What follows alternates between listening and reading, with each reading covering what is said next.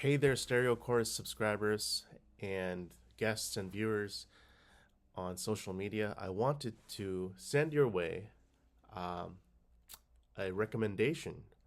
When it goes to these digital audio workstations such as Pro Tools, Logic Pro X, Ableton, Reason, etc., etc., each of them has its own strengths and each of them has a software package associated with it so that you can record software synthesizers. And here's a tip that I wish that someone had taught me before I started purchasing all these hardware synthesizers and ran for broke before it was the end of the pay pay season or I would recommend if you're getting into synthesizers and the sound of software synthesizers, go with the software synthesizers first before you start purchasing hardware synthesizers, especially if you're on a budget, because you can purchase the hardware synthesizers if you're performing live. However, if you are going to be carrying your laptop around and bringing your MIDI keyboard around with you to make music with you on the go, on the airplane, at a cafe, etc., etc. I recommend that you go with the software synthesizer. Why? Because it's much cheaper to purchase a software synthesizer package from Arturia. See here, instruments, and then you'll see that they have the V Collection X over here. It's $600. That's the price of nearly one synthesizer, hardware synthesizer. So, if you're interested in learning more about making these cool electronic sounds, I recommend checking out this website and purchasing from Arturia, which is a French American brand. Hey, so I have Ableton. I think this is Ableton 11. I'm going to check right now. Help view, check for updates, about live. We've got Ableton Live 10 here. I think they're on Live 11 or Live 13 now.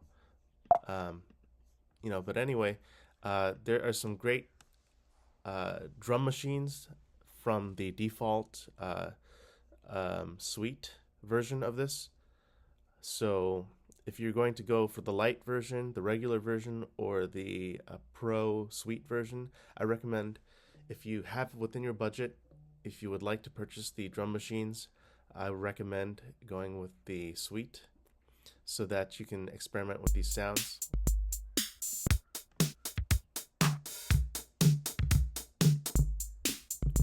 You have the 606, 707, 808, 909, which are all popular Roland drum machines. You have a C78 core here, as well as you have a Lin drums.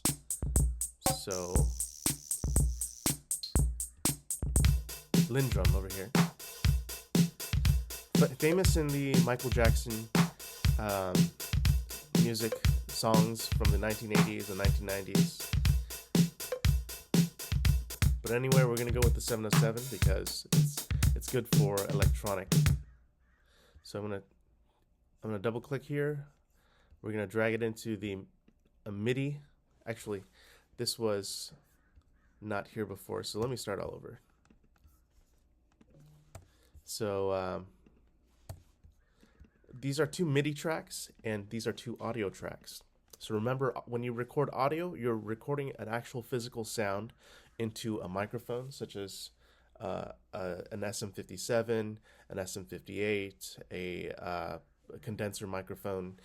When working with MIDI, you're working with data. So you're working with sound pressure data, you're working with pitch data, and you're working with note length data. So these are all drum machines that you can drag and drop into a MIDI track. And once you have it in the MIDI track, you can pre-program into the insert MIDI clip here, and you can click it in.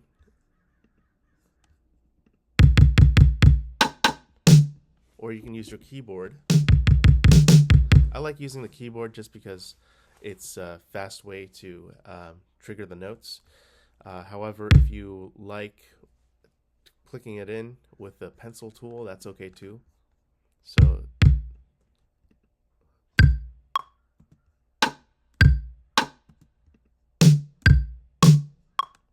let's do a simple rhythm, simple drum rhythm, a drum loop.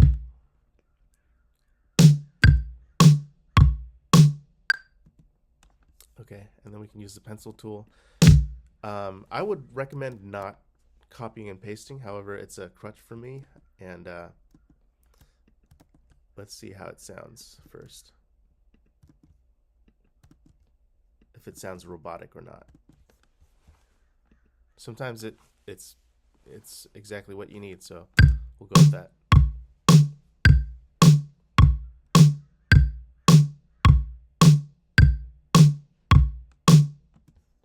And then we'll do 2 snares at the end of the loop here, at the end of each loop, to signify that it's the end. It's a drum fill.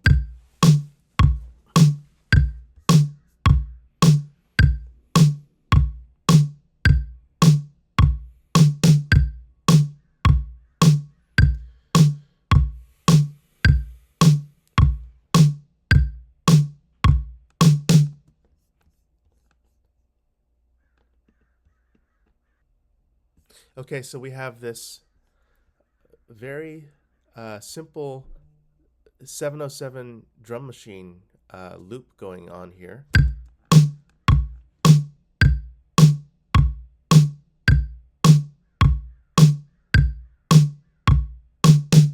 So what's going to make this sound more interesting is if we have another MIDI track. I'm going to go to plugins, and since I've purchased the Arturia collection already, I like to experiment with either the Juno 6 or the Jupiter 8. Let's go with the Jupiter 8. That one's pretty popular in electronic music. And then we're going to select here, go to brass. I like these sounds. Go 1 octave down.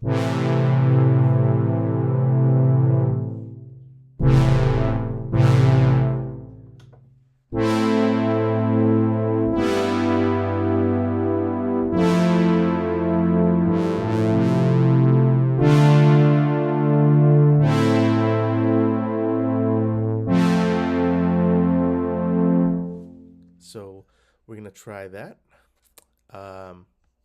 You can minimize this one or move it out of the way. I'm going to move it down here. And then we're going to select record enable on this track, and then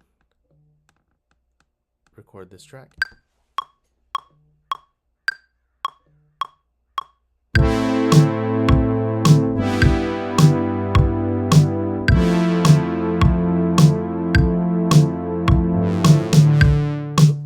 Try that again. My finger slipped. And that's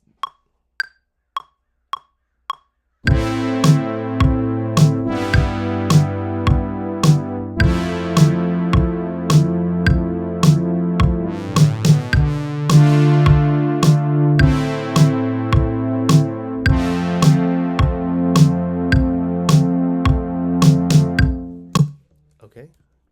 Command Z to get that beginning part of the loop cleaned up.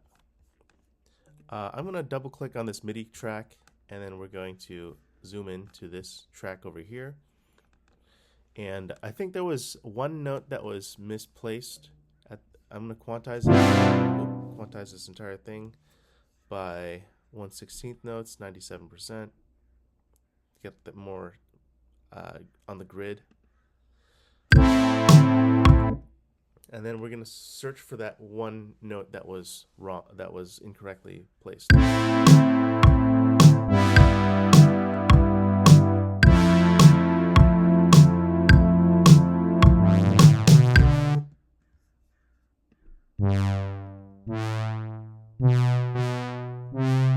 There we go. That was the wrong note.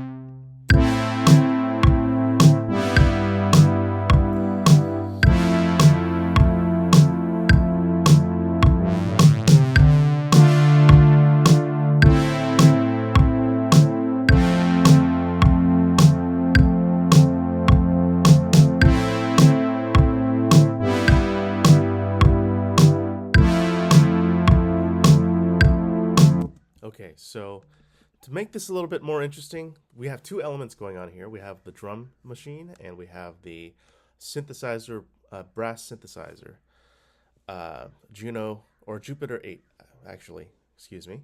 So to make this more interesting, I'm going to go to audio effects over here. We're going to search for a compressor. I'm going to place a compressor track on the brass Jupiter 8. We're going to click on this here, this side chain. We're going to click side chain and then audio input from the 707 core, because we want that pumping sound where the synthesizer goes whoosh, whoosh, whoosh, whoosh with the in and out with the drum kit. So how do we get that sound? We sidechain, we get audio from the 707 kit, and then we dial it in. We dial in the threshold and the output out over here. So let's see.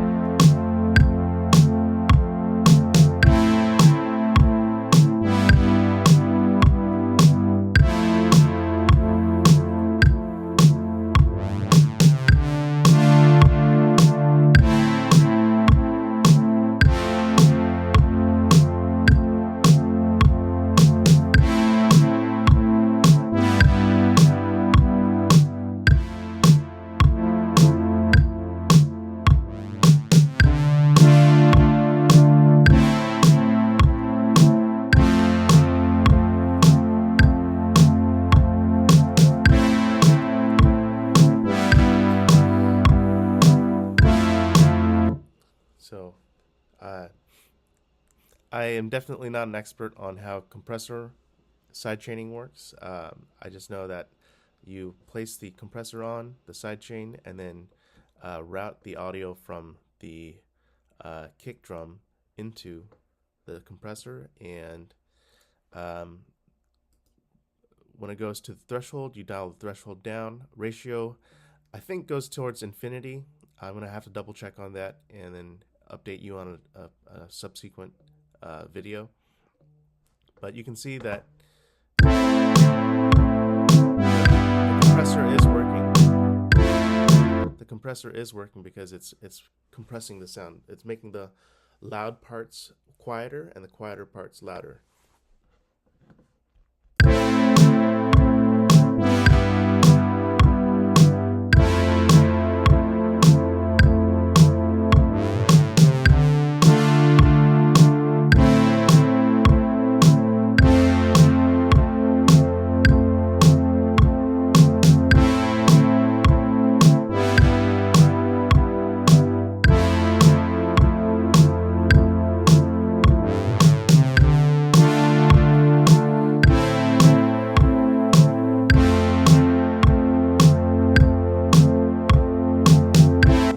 Okay, that's all we have for now.